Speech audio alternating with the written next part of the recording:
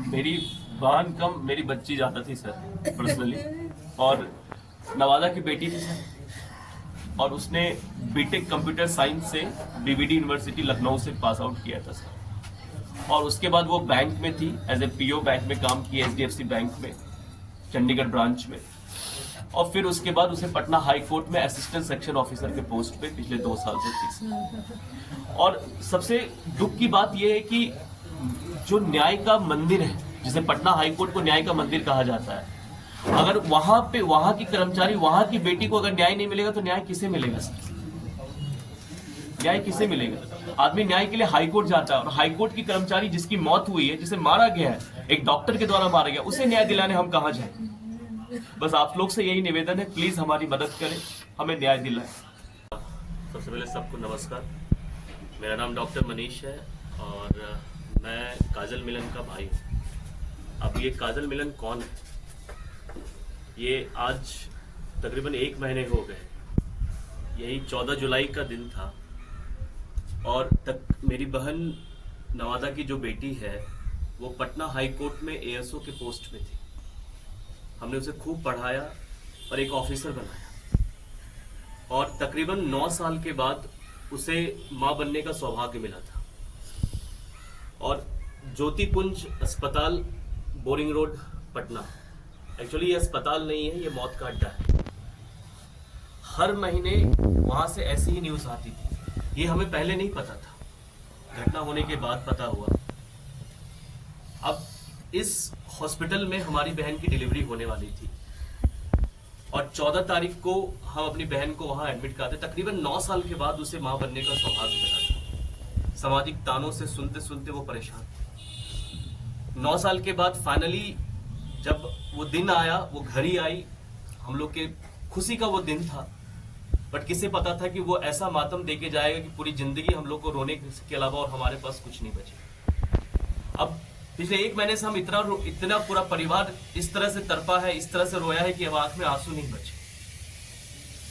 दर दर के ठोकरे खाए हैं। 14 तारीख को तकरीबन सुबह 8 बजे हम उसे एडमिट कराते हैं और 1:50 पे वहां उसे ऑपरेशन थिएटर लेके जाया जाता है। और 2:07 पे हमें एक जूनियर डॉक्टर आती है और बोलती है कि उसे जुड़वा बच्चियां हुई।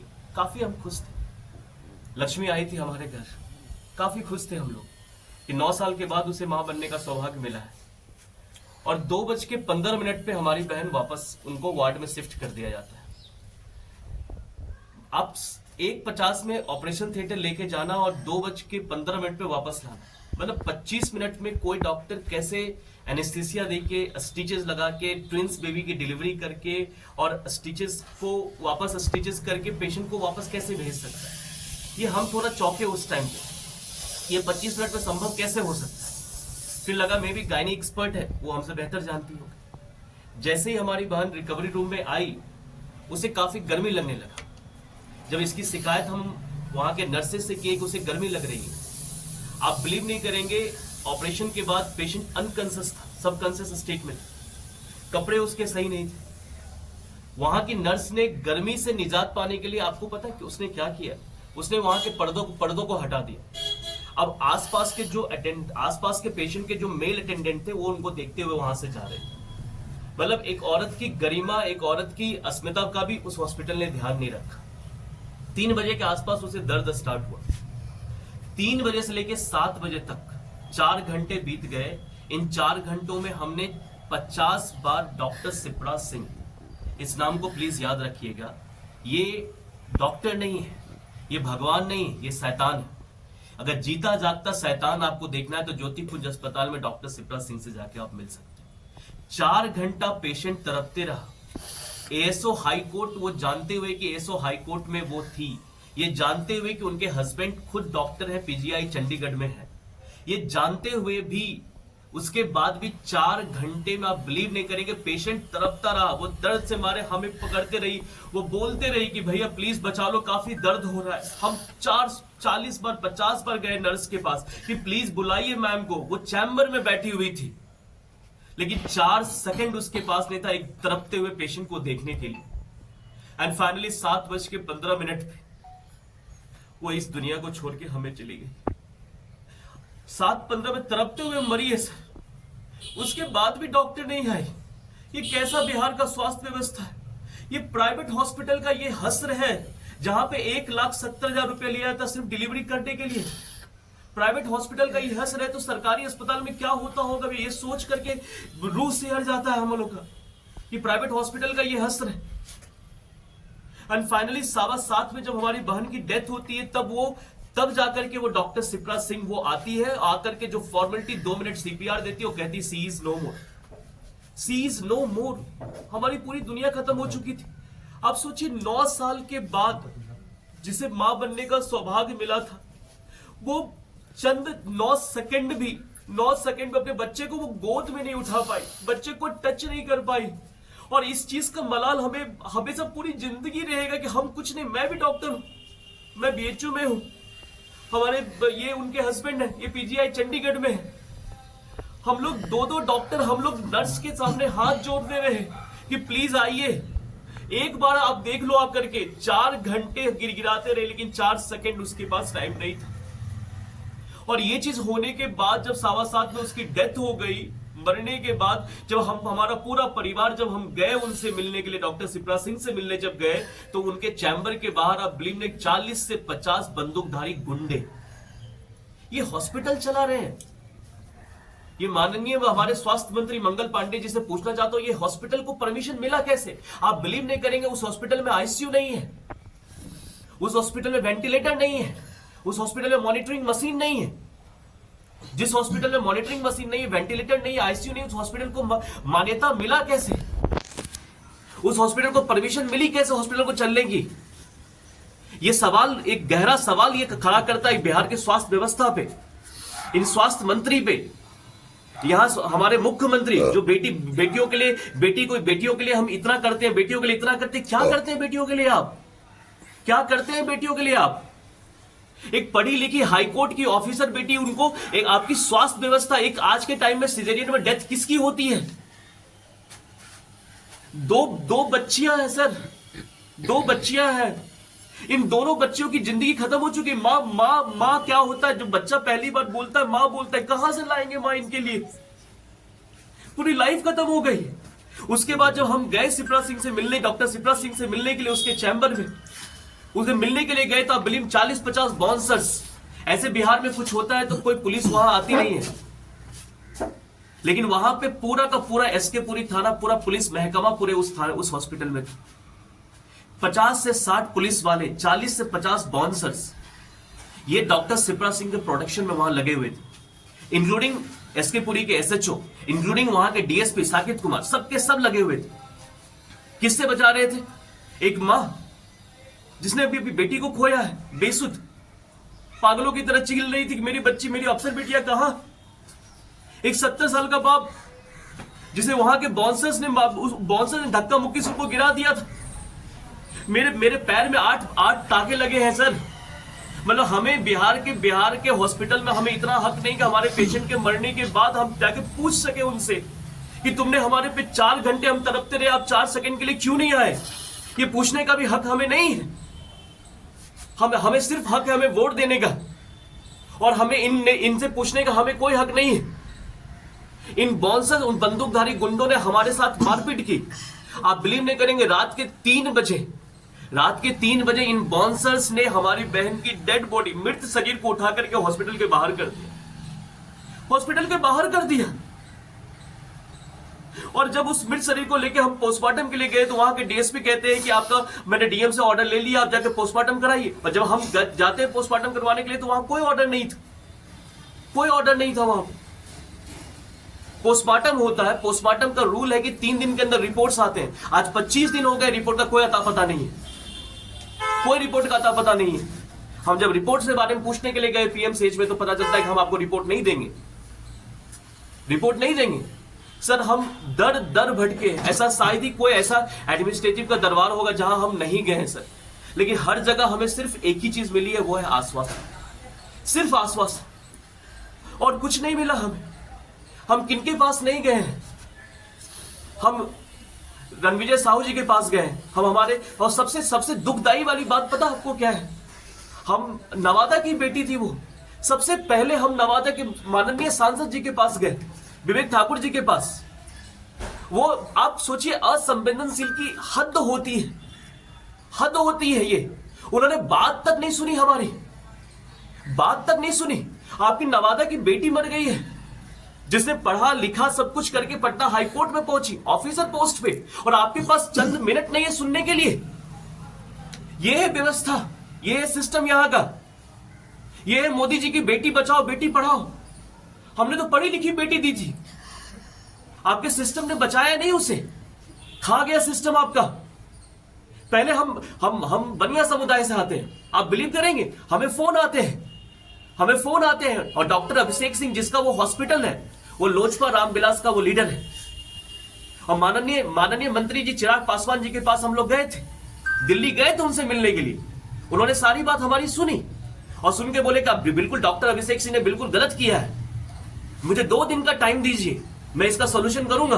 आप बिलीव करेंगे सर, 2 दिन का 20 दिन हुआ, पता नहीं चला, कोई सोल्यूशन नहीं। ये मोदी जी के हनुमान है, ये मोदी जी के हनुमान है। आप अपने आप ऐसे डॉक्टर्स पाल के रखे हैं जो 40-50 बाउंसर्स के साथ घूमते हैं। और हमारी बहन मतलब 4 घंटे तड़पती रही, 4 सेकंड अगर एक डॉक्टर के पास टाइम नहीं है कि 4 सेकंड के लिए आ सके। अब हमारा बस आप सबसे यही विनती है, आप सबसे यही निवेदन है कि हमें न्याय दिलवाइए। अभी तत्काल आपकी क्या डिमांड है? तत्काल सर मेरा बस, हम लोगों के बस यही डिमांड है। सबसे पहला डिमांड, हमें न्याय मिलनी चाहिए। एक इन्वेस्टिगेशन होनी चाहिए कि मौत हुई कैसे। ये इन्वेस्टिगेशन शुरू भी नहीं हुई, एफआईआर दर्ज किया गया, लेकिन एफआईआर आप बिलीव करेंगे, जब 15 तारीख को जब एफआईआर हमने दर्ज करवाया, हमने सेक्शन लगाया था इट्स नॉट मेडिकल नेग्लिजेंस। इसे एक वर्ड में मेडिकल नेग्लिजेंस कहा जाता है सर। मेडिकल नेग्लिजेंस क्या होता है कि जब डॉक्टर आते हैं, वो मेहनत करते हैं, पेशेंट नहीं बचता, that is called medical negligence. ये मेडिकल नेग्लिजेंस नहीं है। ये 4 घंटा पेशेंट तड़प रहा है, चिल्ला रहा है, रो रहा है, और उसके अटेंडेंट बार बार डॉक्टर, हम 2 डॉक्टर होने के बावजूद भी हम जाके चिल्ला रहे हैं, वो लेकिन अपने चैम्बर में होने के बावजूद आई नहीं। It's not medical negligence, it's a medical murder. ये हत्या है, ये हत्या है, वो हत्यारन है, वो मर्डरर है, सिर्फ हत्या है। शुरू से हमारे बच्चे को ध्यान नहीं दिया गया, एकदम नहीं ध्यान दिया गया। लास्ट में ठीक आवाज आ जाएगी। बेबी को लाने गए हैं, बोला ही मीडिया वाले आए, दिखा लीजिए। जब लाने गए उस समय हमारे एब्सेंट में हम लोग कोई नहीं थे, उस समय हमारे बच्चे को ले जाया गया। आखिर क्या हुआ उस समय? टाइम लगेगा, फाइल दिया ऊपर आता है तो है ही नहीं। मेरे एब्सेंट से मेरे बच्चे को ले जाया गया, मतलब कुछ पूछे, कोई मेरा अपना गार्जियन नहीं। ऐसा कैसे हो सकता है? कोई भी किसी भी पोजीशन में थे, 5 मिनट में उसके साथ हुआ क्या? तो डिलीवरी के बाद आपकी बेटी को लाया गया, हाँ? और उसके बाद दोबारा ऑपरेशन थिएटर ले जाया गया, जिसकी इंफॉर्मेशन, जिसकी सूचना आप लोगों में से किसी को नहीं थी। ऑपरेशन थिएटर नहीं, रिकवरी रूम ले गया। और हम लोग उस समय भी चौंक गए कि आखिर इतना मेजर ऑपरेशन ट्विंस बेबी हुआ है, रिकवरी रूम में क्यों, आईसीयू में क्यों नहीं रखा बच्चे को? फिर लगा कि हो सकता है डॉक्टर बहुत अच्छी हो, 20 मिनट में ऑपरेशन करती है, रिकवरी रूम में दे देती है बच्चे को। उस समय मेरे बच्चे को होश था, बोले मामा बेटी कैसी है मेरी? दोनों बोले ठीक है बाबू। तो बोले मम्मा दोनों को हाई कोर्ट पे जज बनाएंगे। जब मैं जाके सलाम करूंगी ना तो कितना मजा आएगा हमको। अब उसके बाद तुरंत उसको पेन होने लगा, पंखा ने, हम लोग शुरू में ही जब गए तो बोले सबके यहाँ एसी है सब, आपके रिकवरी रूम में, इसमें नहीं एसी, दूसरे रूम में शिफ्ट के। बोले कि नहीं अभी तो तुरंत ऑपरेशन होगा, 10 बजे का टाइम है आपका। 10 बजे ना ऑपरेशन करके 12:50 में ले गई उसको ऑपरेशन कर ले, तब तक गर्मी से परेशान। फिर ऑपरेशन करके उसी रूम में दे दिए। हम लोग फिर बोले कि इस रूम में फिर दे दिए हो आप, आईसीयू वगैरह में नहीं रखा। बोले नहीं जरूरत नहीं है, मैडम ने बोला है। हमने सोचा सही है। उसके बाद जाकर तुरंत 10 मिनट के बाद गर्मी परेशान कर होने लगी, गर्मी हो रही है, गर्मी बस सब बर्दाश्त। हमने फैन, कम से कम टेबल फैन लगा दो, हमारे बच्चे को गर्मी लग रही है। वो क्या क्या सब एसी को ऑन कर दिया, सब पर्दा सब हटा दिया। सब लोग आकर के जा रहे थे, आ रहे थे, हमको बुरा लग रहा था कैसे इसे करके ले जा रहा है। ऐसे मेरे बच्चे सोए हुए सब आकर के जा रहा है। क्या कर रहे हैं? सर मांग हम लोग का मांग क्या कर रहे हैं?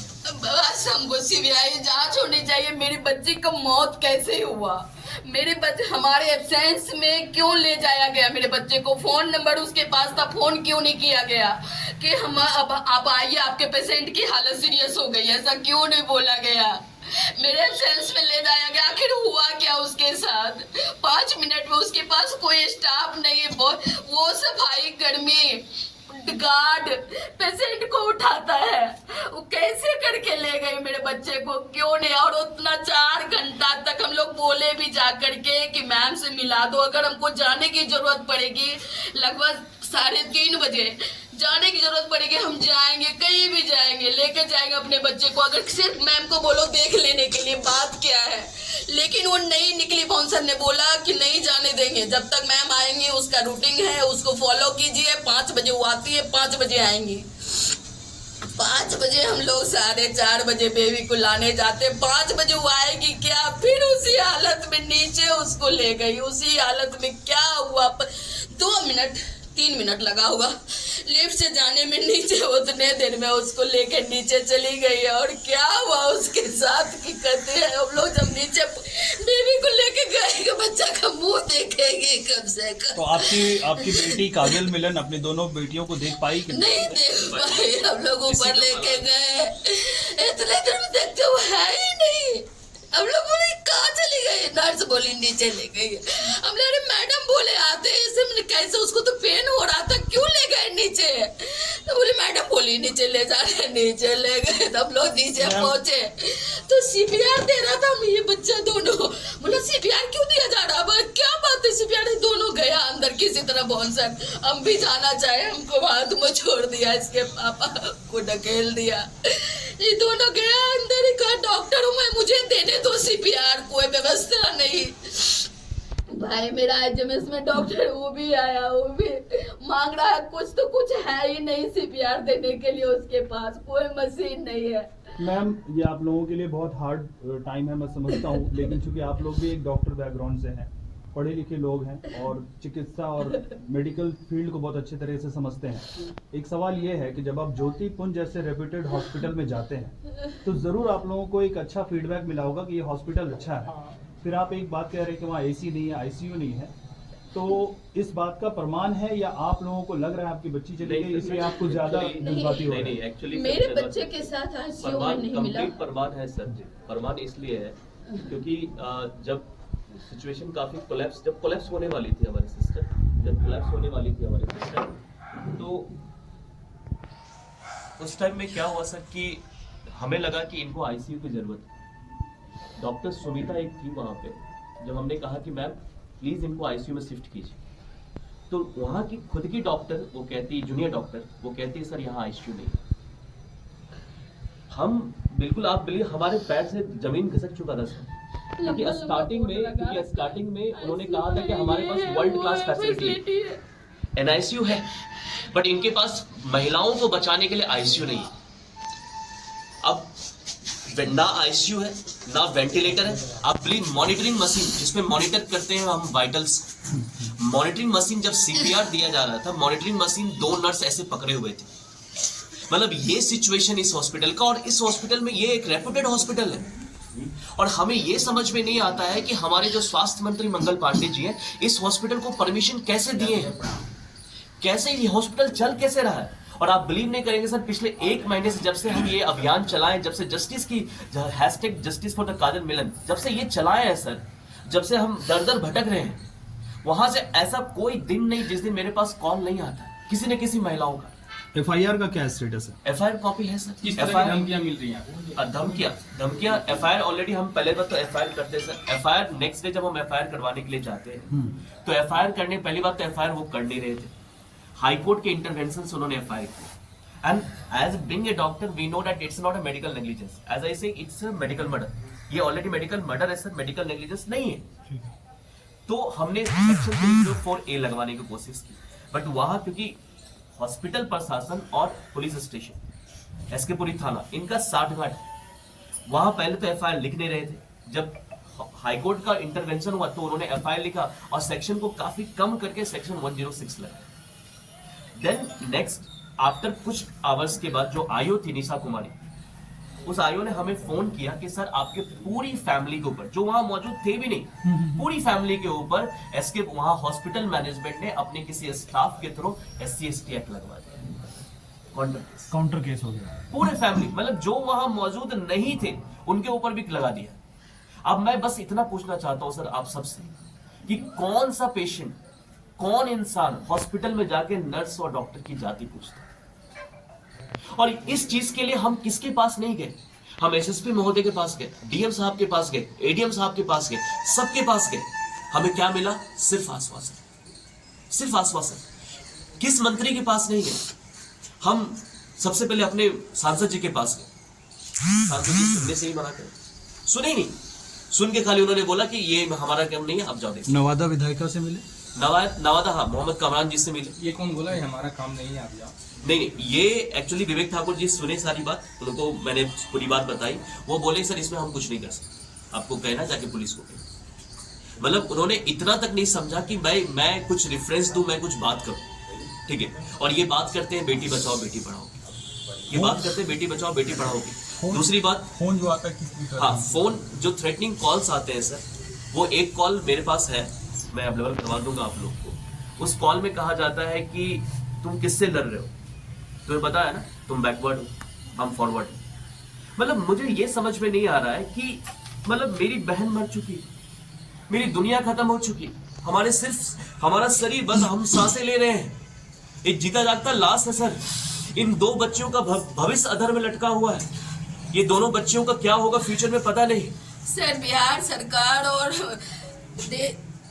केंद्र सरकार दोनों से मेरा यही आवेदन है, यही रिक्वेस्ट है कि बस अगर वो एक को मारना चाहता है, मेरी बिटिया तो मर गई, बेटा को मारना चाहता है, पूरे परिवार को आके कह दीजिए अभिषेक सिंह को, पूरे परिवार को मौत के घाट उतार दे, हम लोग सब मर जाए, वैसे भी बड़े हुए हैं। मेरे घर की जान थी वो, मेरे घर की जान थी मेरी बिटिया, एक मामूली आदमी इतना बड़ा पोस्ट पर, जिसने मेरी बिटिया कम्पीट की तो उसने यहाँ पूरे पेपर में आया था। मैं बस इतना कहना चाहूंगा लास्ट में, सबसे पहले माननीय प्रधानमंत्री जी से, प्रधानमंत्री जी आप बेटियों की बहुत बात करते हैं, हम हर दर भटके सर आपके लिए, हम हर जगह गए हैं। इस बेटी को इंसाफ कब मिलेगा? काजल मिलन को इंसाफ कब मिलेगा?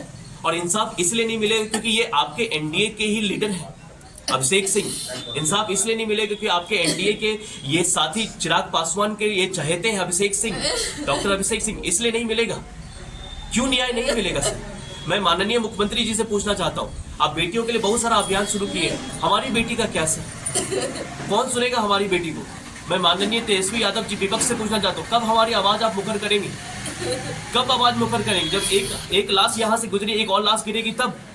मैं सबसे कहना चाहूंगा, इलेक्शन का टाइम है बिहार में, मैं और मेरा पूरा परिवार, अगर हमें न्याय नहीं मिला, जिस दिन मोदी जी बिहार में एंट्री करेंगे, हम पूरे मोदी जी के सामने उस सभा में हम पूरे परिवार सहित आत्मदाह करेंगे। हम लोग अब कुछ नहीं है, और आत्मदाह कर मैं थक चुका हूँ हम लोग के लिए कोई नहीं है। मैं थक चुका हूँ, मेरा पैर, मैं थक चुका हूँ, मेरा चप्पल घिस चुका है सर।